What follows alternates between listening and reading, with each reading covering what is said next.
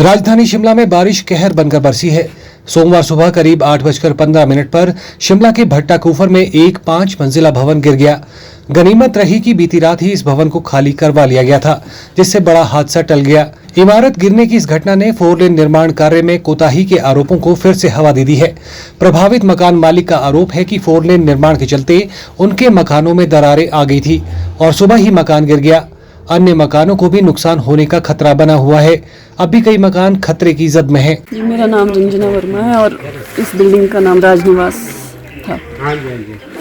ये घटना सुबह 8:15 बजे हुई है। ये बिल्डिंग तो रात को ही खाली की, हमने रात को निकल गए थे बाहर सब अपनी जान बचा के, क्योंकि लैंडस्लाइड हो रहा था। ये तो काफ़ी पहले से हो रहा है, पर आज तो कल से बहुत ज़्यादा हो रहा था। जो परसों बारिश हुई उसकी वजह से ज़्यादा हो रहा था, तो हमने खाली कर दी थी रात को। बिल्डिंग साफ दिख रही है। 4 लेन का जो काम हुआ है इसमें मतलब यहाँ पे इतना ज़्यादा इन्होंने कटिंग कर दी थी कि मतलब बिल्डिंग को तो 2 साल पहले से खतरा था, लेकिन फिर भी इन्होंने कोई काम नहीं ऐसा किया कि जिससे हमें सेफ्टी हो।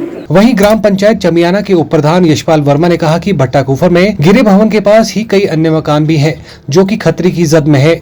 कंपनी को कई बार इस विषय में कहा गया, लेकिन उन्होंने कोई ठोस समाधान नहीं निकाला। कंपनी ने सुरक्षा देने के दावे किए थे, लेकिन आज बड़ा हादसा हो गया। स्थानीय निवासियों ने प्रशासन और 4 लेन निर्माण कंपनी पर कोताही बरतने के आरोप लगाए हैं। उनका कहना है कि 4 लेन निर्माण के दौरान उनके मकानों की सुरक्षा का ध्यान नहीं रखा गया, जिससे उनकी जान और माल को खतरा पैदा हो गया है। हमारी बिल्डिंग है बिल्कुल साथ में, सामने जो है जी स्लाइडिंग रात से लेकर चल रही है। अच्छा। ऐसे तो कई दिनों से चली हुई थी। जब पहली स्लाइडिंग हुई थी उस टाइम भी मैंने रिक्वेस्ट की NH और अदर अथॉरिटी जो नीचे खुदाई कर रहे हैं, तो उसके बावजूद भी इन्होंने क्या किया कि रात दिन जो है खुदाई करते जा रहे हैं। खुदाई करने की वजह जब पहली स्लाइडिंग हुई थी उस टाइम पोल इलेक्ट्रिसिटी वगैरह सब चले गए थे नीचे। इन्होंने 120% की गारंटी दी थी कि हम इसमें ग्राउटिंग करेंगे, इसमें ये करेंगे। अब वो 120 की गारंटी आप सब देख सकते हैं क्या हाल हो गया, और सारी पूरी कॉलोनी जो है इसकी जद में है। वहीं घटना के पश्चात प्रशासन के अधिकारी भी मौके पर पहुंचे और प्रभावित परिवार को 50,000 की फौरी राहत प्रदान की गई। वहीं प्रशासन ने इस मामले की जांच के आदेश दिए हैं और प्रभावित परिवारों को हर संभव मदद का आश्वासन दिया है।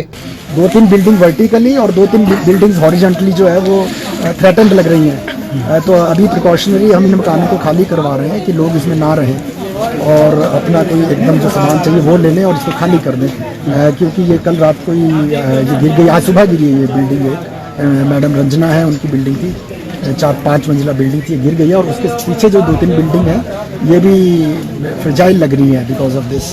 ये जो लैंडस्लाइड हुआ है इनको they are also these buildings are also threatened I guess. और इसी तरह से जो परे की 2-4 और बिल्डिंग्स हैं वो भी लग रही है कि वो खतरे की जद में है। तो इनको हमारा पहली प्रायोरिटी ये है कि हम इनको खाली करा रहे हैं बिल्डिंग्स को, ताकि जान का कोई नुकसान ना हो। और जो एकदम से जो सामान निकाल सकते हैं वो भी इनको कहा है कि निकाल लीजिए। और फिलहाल जो भी प्रशासन की तरफ से, सरकार की तरफ से रिलीफ है वो देने की हम पूरी कोशिश कर रहे हैं। ये नकारा नहीं जा सकता, लेकिन ये तो टेक्निकली जब इस बात की छानबीन की जाएगी, कोई जो टेक्निकल लोग हैं जो सिविल इंजीनियरिंग को अच्छे से समझते हैं वो बता पाएंगे कि ये नुकसान या उस वजह से या क्या है। लेकिन सरसरी तौर पे ऐसा जरूर लगता है कि हो सकता है जब हैवी मशीन्स नीचे काम करती हो, वाइब्रेशन से स्ट्रेटा लूज है आप देख रहे हैं, तो हो सकता है उससे भी ये नुकसान। मदद क्या है प्रशासन की तरफ से? जो रिलीफ मैनुअल के हिसाब से मैक्सिमम मदद दी जा रही है। Bureau report, channel 9 Shimla.